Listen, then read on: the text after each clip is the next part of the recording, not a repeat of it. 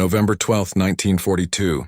The sun hammered mercilessly over the endless dunes of North Africa, turning the western desert into a shimmering ocean of heat and dust where men and machines alike were pushed to their breaking point. Amid the twisted wreckage of a shattered British supply convoy lay something curious, something that would quietly redefine how a world fought its wars. A small, boxy, unassuming American vehicle, half buried in sand, abandoned by its crew when the situation became hopeless. German reconnaissance troops found it first. Standard Wehrmacht procedure dictated it be stripped or destroyed, but the officer on site saw potential where others saw scrap. "Bring me our best mechanic," he ordered sharply. "I want to know if this thing runs." Within minutes, a team of seasoned German mechanics, veterans of Africa's brutal campaign, gathered around the foreign contraption. They expected clumsy craftsmanship, poor design, or some primitive American attempt at mechanization. Instead, as they opened the hood, silence replaced their cynicism. Inside, everything was different. Every wire was color-coded, every component labeled, each bolt reachable by hand. No special tools required. In all their years servicing the precision machinery of the Reich, none had seen something so intuitively built. The placard on the dash read simply, "Willys MB." The Americans called it a Jeep, a small word that carried with it a revolution in design philosophy. The Go Devil engine beneath the hood was modest, only 134 cubic inches, producing just 60 horsepower, laughable by German standards. But it wasn't about raw strength. It was about purpose, about simplicity, about understanding that in modern warfare, practicality could achieve what perfection never would. The Jeep wasn't built for beauty or sophistication. It was built to endure. It could be repaired in the field by anyone with a wrench, a farm boy from Iowa, a factory worker from Detroit, a mechanic who'd never read a manual. That in itself was revolutionary. As the mechanics inspected further, admiration began to replace arrogance. Every bolt was identical, every part interchangeable, a concept so alien to German engineering that it bordered on heresy. The Germans built masterpieces, the Kubelwagen, sleek and efficient, engineered with precision, but in their pursuit of perfection, they had forgotten the battlefield doesn't care about elegance. The desert didn't care about precision. It cared about function. One German officer sneered, unwilling to admit what his eyes told him. "Our engineering is the finest in the world," he muttered. The senior mechanic didn't argue. He simply pointed to a single lever, the one that engaged four-wheel drive. "This," he said quietly, "is why they will win. Because, while the Kubelwagen was air-cooled and efficient, it couldn't climb dunes or cross soft sand. The Jeep could. It simply went anywhere. The Germans tested it relentlessly, through dunes, over rock, across dried riverbeds. They overloaded it, ran it without mercy. It never quit. Where their own vehicles faltered, the Jeep pressed on.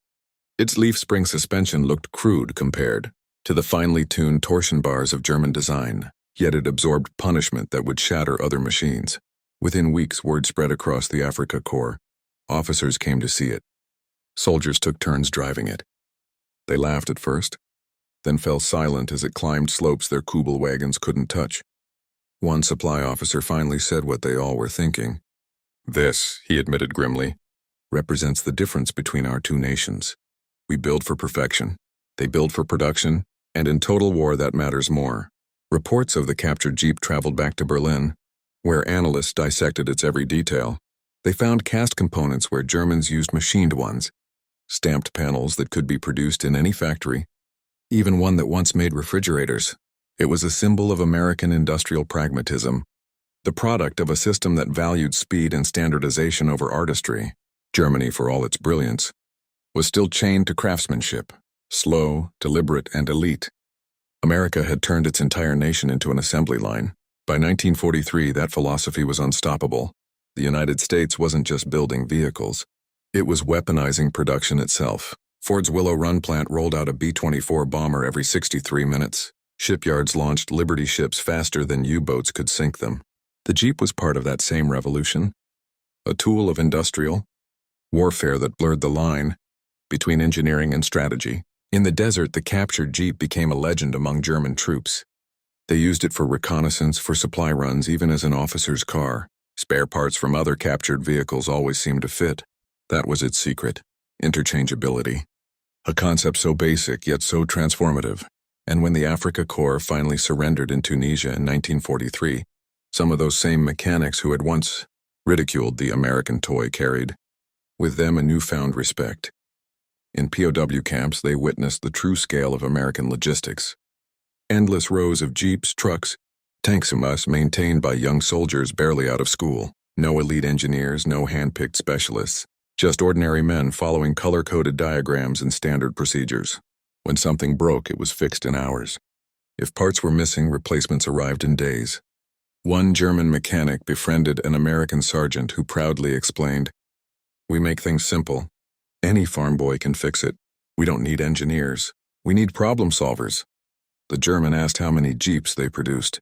The sergeant smiled. "Thousands a week." It sounded absurd, and until the German saw it with his own eyes. A single American motor pool contained more vehicles than an entire German division. Each one nearly identical, each one ready to move at a moment's notice. Logistics that ran like blood through an industrial giant's veins. The realization was sobering. German engineering had crafted masterpieces. Yes, but masterpieces don't win wars when they can't be replaced. In the brutal arithmetic of total war, quantity had a quality all its own. Years later, one of those same mechanics found himself working in a U.S.-run motor pool in occupied Germany. His nation lay in ruins, yet the sight was unmistakable.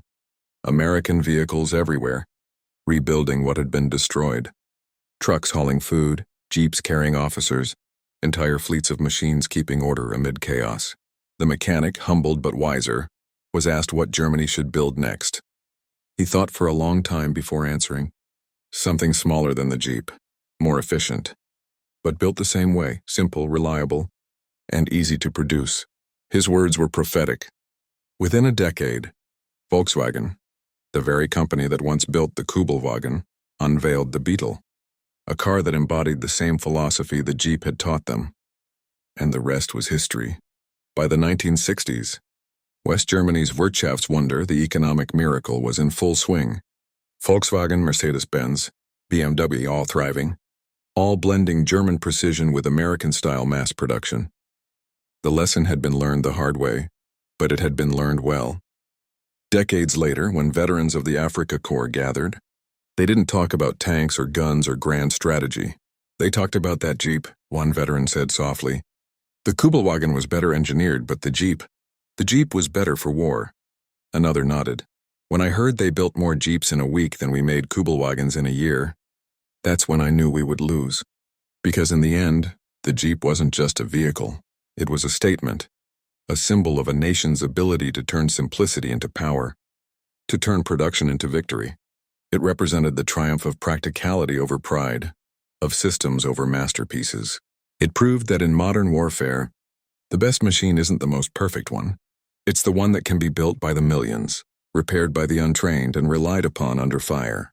It was the embodiment of the American spirit, adaptable, resourceful, unstoppable. Its flat hood, its no-nonsense lines, its rattling go-devil engine, spoke to a philosophy that understood the real battlefield wasn't fought in blueprints or drawing rooms, but in mud, dust, and blood.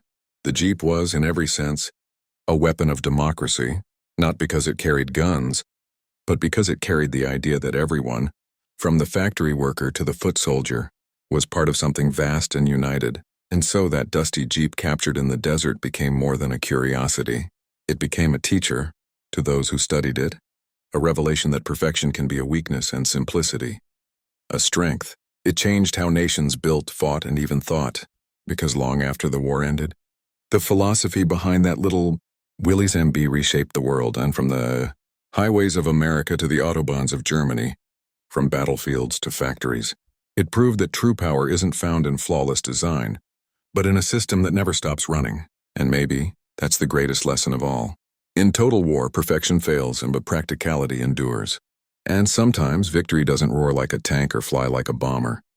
Sometimes victory rolls quietly on four wheels, with a flat hood, a simple chassis, and a small metal plate that reads, proudly and plainly, "Can Willys MB."